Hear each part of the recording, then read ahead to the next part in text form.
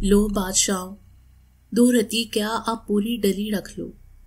उसने अफ्यून मेरी तरफ बढ़ाई। सरकार का कहा मैं टाल सकता हूं भला। मैं उस बेशरम का मुंह तक रहा था और वो डिटाई और रिजालत के साथ मुस्कुरा रहा था। ये तुम्हारे पास थी तो मुझे क्यों नहीं दे रहे थे? मैंने लालू कसाई से अफ्यून लेते हुए नाराजगी के साथ कहा। वो मुंह से कुछ ना बोला, मगर उसकी इस्तरारी हालत बता रही थी कि उसने बाअमर मजबूरी मुझ पर यह अनायत की है। ओए, किसी शरीफ आदमी को ज्यादा तंग न किया कर।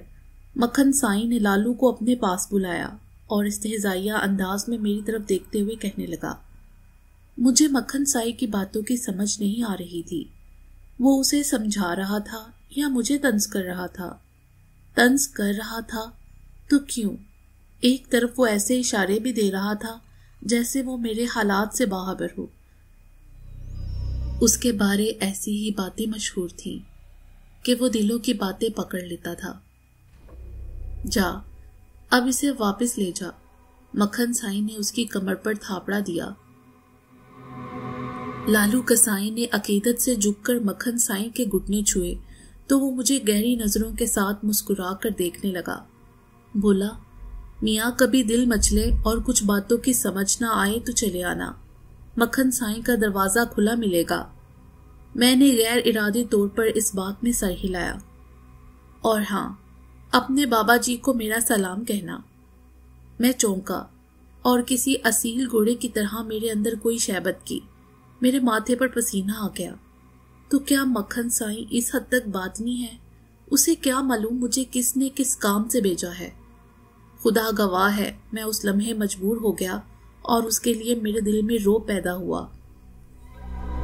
मैं दिलो जान से मक्खन साई को एक फरेबकार, शैतान का चेला और ढोंगी समझता था। उससे मंसूब वाकयात उसके चेलों के कारोबारी हथकंडे समझता था, मगर आंखों देखी कानों सुनी कौन जुटला सकता है।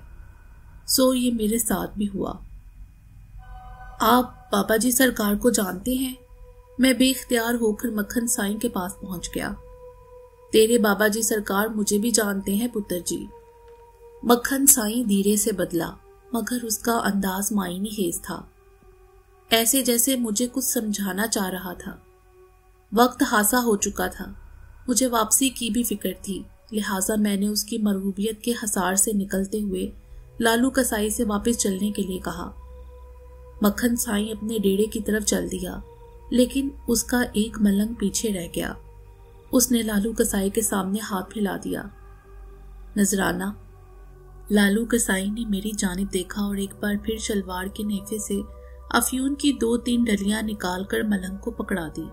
वो एक एक डली को सूंघकर बेखुदी से झूमने लगा और हक साईं सरकार, मक्खन साईं के नारे लगाता हुआ अपने मुर्शद के पीछे हो लिया। लालू कसाई का ये रूप मुझे उलझन में डाल रहा था। मैं हासी देर से उसके साथ ख्वार हो रहा था। वो मुझे ये कहकर दूसरे गांव ले जाता था कि उसे अफ्यून उस गांव से नहीं मिली, लिहाजा दूसरे गांव से मिल जाएगी। मगर अब वो बड़े सुकून से मुझे और मलंग को अफ्यून दे चुका था। मैं उससे यह पूछना ही चाहता था कि इसी असना में 2 सिपाही गश्त करते हुए उधर आ निकले। लालू को देखते ही बोले, ओए कालिए, तू इधर। उसने गाली देकर मुखातिब किया। मुंशी जी, ये लालू कसाई है, फुरिया है, आज काबू आ ही गया। मैं इस दौरान मोटरसाइकिल पर बैठ चुका था और किक मारने ही लगा था कि दूसरे सिपाही ने जट से चाबी निकाल ली। ओए, तू किधर भाग रहा है? उस लम्हे मैं डर गया। खौफ की जुर्जड़ी से मैं कांप गया। मेरे पास तो अफ्यून थी और मेरा धर लिया जाना यकीनी था।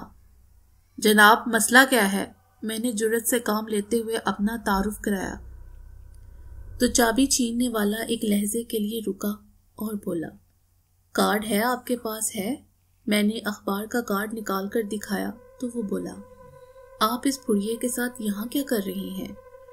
उस लम्हा दूसरे सिपाही ने लालू कसाई की मुकम्मल तलाशी ली और बोला, हैरत है भाई लालू, आज तेरे पास एक रत्ती अफ्यून भी नहीं है। मैंने लालू की तरफ देखा तो वो कमीना अखियों में मुस्कुरा रहा था। सहाफी बादशाह है भाई, इधर राजू डोगर, उधर मक्खन सरकार और इधर आप। जाओ जी, कानून भी तुम्हारा, हुक्मरानी भी तुम्हारी। हम तो आवारागर्दी और चौकीदारी के लिए भर्ती किए हुए लोग हैं। दब दब तलाशी लो, मिला कुछ ना मिला, मिल भी गया तो ऊपर से सिफारिश आ गई और छोड़ दिया। चोर कमीने हमसे तगड़े हैं जनाब। जनाब, आप तो नाराज हो गए हैं, कल अपना बंदा बेच दीजिएगा, आपके लिए बछड़े की रान का गोश्त रख छोड़ूंगा, लालू कसाई बोला। हाँ यार, सिपाही ने ये सुनते ही लहजा बदल लिया। कई दिन हो गए हैं गोश्त नहीं चखा, अब तो इस पटरी पर चाय पानी भी बंद हो गया है। कल मैं और मुंशी जी खुद आएंगे। ये कहकर वो दोनों मक्खन साई के डेरे की तरफ चल दिए और मेरी नाक जड़ों से कटते कटते रह गई। मलिकवाल पहुंचते पहुंचते शाम हो गई थी। मैंने लालू को उसकी दुकान पर उतारा और जल्दी से अपने दोस्त मलिक नसीर अहमद की हवेली पहुंच गया। नसीर अपने पीर साहब के साथ बैठक में बैठा हुआ था। घर के दूसरे अफराद भी वहां मौजूद। पीर साहब चारपाई पर लेटे हुए थे और नसीर उनके बालों में जिन्नाती तेल से मालिश कर रहा था। मुझे देखते ही पीर साहब उठ पड़े और कहका लगाकर बोले, आओ शहजादे, कैसा रहा? सरकार, मरते मरते बचा हूं। मैंने मसनूई हवगी का इजहार किया। आप तो जानते हैं ये काम मेरे करने का ना था। पुलिस से बार बार टकराव होता रहा है, बस अल्लाह ने इज्जत रख ली है। पीर साहब ने ये सुनते ही एक लहजे के लिए मेरे सर के ऊपर देखा, फिर चौंके और जल्दी से नसीर से कहा, दरवाजे खिड़कियां बंद कर दो और इनके पर्दे गिरा दो, बाबा जी आ गए हैं। और हाँ, बाहर मुलाजमों से कह दो अंदर ना आए। पीर साहब ने नसीर की वालदा की तरफ देखा और कहा, माँ जी, आपने अगरबत्तियां नहीं जलाई? हाय, मैं भूल गई। वो उठने लगी तो उनकी बेटी जुलेहा अपने सर पर चादर दुरुस्त करते हुए बोली, माँ ठहरो, मैं अगरबत्तियां लाती हूँ। तुम बैठो, माँ को अगरबत्तियां जलाने दो। पीर साहब ने गतली और जलाली आंखों से जुलेहा की तरफ देखा तो वो अपनी जगह पर कसमसा कर रह गई। नसीर की वालदा ने ताक में रखी अगरबत्तियां जला दी तो बैठक में खुशगवार खुशबू फैल गई। खिड़कियों पर पर्दे गिराने से बैठक में कदरे अंधेरा हो गया था। सब लोग हस्बे मामूल दरूद शरीफ पढ़ने लगे। मेरा दिल बेताबी से धड़कने लगा। आज से पहले बाबा जी सरकार शाम के वक्त बिलहसूस जब अभी दिन की रोशनी मौजूद होती वो हाजिरी नहीं देते थे, मगर आज उनका गैर मामूली फेरा था। इस बार एक और अजीब बात हुई थी। पीर साहब को कुछ पढ़ने की जरूरत ही पेश नहीं आई थी। हालांकि इससे कबल जब भी बाबा जी सरकार की हाजिरी लगवानी होती, पीर साहब किसी गैर मानूस जुबान में कुछ पढ़ने लगते और कभी कभार बिजली के स्विच बोर्ड के पास खड़े होकर कोई एक बल्ब जलाने और बुझाने लगते थे। जब बाबा जी सरकार आ जाते तो वो लाइट ऑफ कर देते थे, मगर आज इन्हें कुछ करने की जरूरत ही पेश नहीं आई। हम सब अगरबत्तियों के फसूजदा माहौल में आंखें बंद किए हुए थे। जब बाबा जी की भारी भारी सांसें मुझे अपने आसपास महसूस होने लगी, उनके वजूद का एहसास हर किसी को हो रहा था और साफ महसूस हो रहा था कि वो बैठक में घूम रहे हैं। एक लहजा के लिए तो मेरी सांस अटक कर रह गई। जब बाबा जी सरकार मेरे पास आए, उन्होंने अपने रेशमी हाथों से मेरे कमर पर थापड़ा मारा और फिर बेइख्तियार होकर हंसने लगे। शाहिद पुत्र, लालू बड़ा ही कमीना निकला, ये कहकर वो दोबारा हंसने लगे। इसके साथ ही शरारती गाजी के कहके भी गूंजने लगे। गाजी, जरा सहाफी साहब को पूरा किस्सा तो सुना। अगर आज हमारा मक्खन साई उधर ना आ निकलता तो ये तो गए थे जेल में। बाबा जी, मेरा आधा खून तो खौफ से सड़ गया है, मैंने कहा। आपने मुझे इतने कड़े इम्तिहान में डाल दिया था। हमारी मोहब्बत तो खुद एक कड़ा इम्तिहान है मियाँ, बाबा जी बोले। हाँ गाजी, फिर क्या हुआ? गाजी ने बेसाख्ता कहकों के दरमियान बताया। लालू कसाई बड़ा काया इंसान है भैया, आजकल उस पर खासी सख्ती हो रही थी। आपने जब उसे अफीम मांगी तो उसने आग को इस्तेमाल करने का प्रोग्राम बना लिया। उसने यहाँ अपने गांव से अफीम की खासी मिकदार उठा ली थी। आपको तो ये कहकर एक गांव से दूसरे गांव लेकर जा रहा कि वो अफीम ढूंढ रहा है, मगर हकीकत में वो गांव गांव अफीम बेचता रहा। आपकी वजह से पुलिस उसको जाने देती थी। आपने देखा, जब मक्खन साई ने उससे कहा तो उसने फौरन अफीम निकालकर आपकी हथेली पर रख दी। बड़ा बेगैरत निकला लालू। मुझे उस पर गुस्सा आने लगा। मुझे साथ लेकर धंधा करता रहा वो।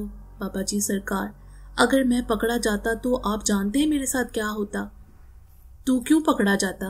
बाबा जी ने मेरे कांधे पर रुई जैसे हाथ मेरे कांधे पर रखे। उनकी तेज बोझल और गर्म सांसें मेरे चेहरे पर महसूस होने लगी। लगा वो मेरे मुकाबिल खड़े हैं, मगर मैं आंखें बंद किए हुए था। ये गाजी तेरे साथ साथ था, बाबा जी बोले। पुत्र जी, हम अपने प्यार करने वालों को तन्हा नहीं छोड़ते। गाजी पुलिस वालों की अकल मार देता था, वरना ये कैसे हो सकता था कि वो लालू जैसे शिकार को आसानी से जाने देते। बाबा जी, सुबह मेरा अंग्रेजी का पर्चा है, मैं आज घर जाना चाहता हूँ। बाबा जी नाराज होंगे। मैंने अफयून बाबा जी को दे दी। अब मुझे अपने इम्तिहान की फिक्र थी। तू फिक्र क्यों करता है? अल्लाह खैर करेगा। बाबा जी ने मुझे उम्मीद दिलाई। तू बस एक काम करना, सुबह इम्तिहानी सेंटर में दाखिल होते वक्त सूरह यासीन का विर्द करते रहना, अल्लाह खैर करेगा। ये कहकर बाबा जी चारपाई पर जा बैठे। आज रात इधर ही रह जा, सुबह सवेरे यहाँ से शहर चले जाना, फकीर कहने लगा। नहीं, इसे जाने दे, बाबा जी बोले। बाबा जी, रात हो रही है, नहर की पटरी पर कैसे सफर करेगा? चला जाएगा ये। गाजी पुत्र, तू इसके साथ चला जा और इसे इसके घर तक पहुंचाकर वापस आ जाना, बाबा जी ने कहा और फिर बोले। भाई, वो फातिमा बीबी की दवाई भी बनानी है। अफयून तो आ गई है, अब 10 सेर गाय का दूध और आधा पाव सिपारी चाहिए। नसीर पुत्र, तू इसका बंदोबस्त कर। जी अच्छा बाबा जी। कब चाहिए सामान? सुबह मंगवा लेना और अपने रियाज शाह के हवाले कर देना। बाबा जी ने पीर साहब की तरफ इशारा किया। रियाज बेटे, मैं तुम्हें दवा बनाने का तरीका सिखा दूंगा। तू कल ही फातिमा बीबी को दवाई बनाकर दे देना। हो सकता है मैं कल ना आ सकूं। मैंने बड़ी सरकार के साथ पाक पतन जाना है और कल सारा दिन और रात हमें वजद की महफिल में हाजिरी देनी है। इसलिए तू ये काम खुद निपटा लेना। अगर कोई मसला हो तो तब याद कर लेना। बाबा जी, क्या फातिमा के हाँ औलाद हो जाएगी? मैंने डरते डरते सवाल किया।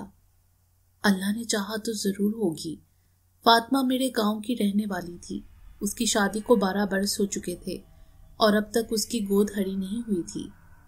उसने कहां कहां से इलाज नहीं कराया होगा। डॉक्टर, हकीम, पीर, फकीर, जदीद मेडिकल टेस्ट, वो सब तजुर्बात से गुजर चुकी थी, मगर अब तक नामुराद ही रही थी।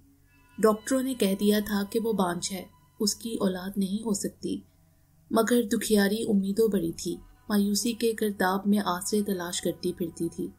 जब से मुझे बाबा जी की कुर्बत मिली थी और मुझ पर इंकिशाफ हुआ था कि बाबा जी एक हाजिक तबीब भी हैं, तो मैंने फातिमा बीबी का मसला उनके सामने रख दिया था।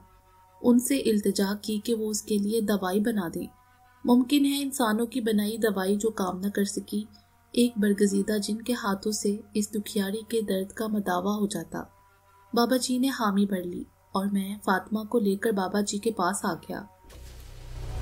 फिर बाबा जी ने उसकी दवाई बनाने के लिए ही मुझसे अफयून मंगवाई थी और मैंने सिर्फ फातिमा बीबी की खातिर ये सवाब अमेज गुनाह किया था।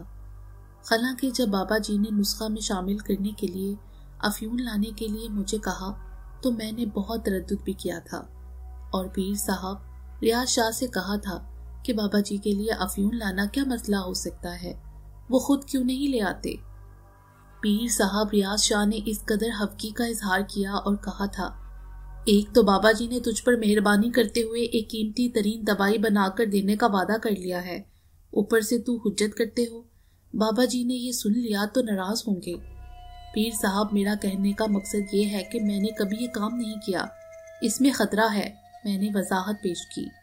तुम बाबा जी से ही बात करना, एक तो तुम्हारा काम मुफ्त में हो रहा है, ऊपर से बातें भी करते हो।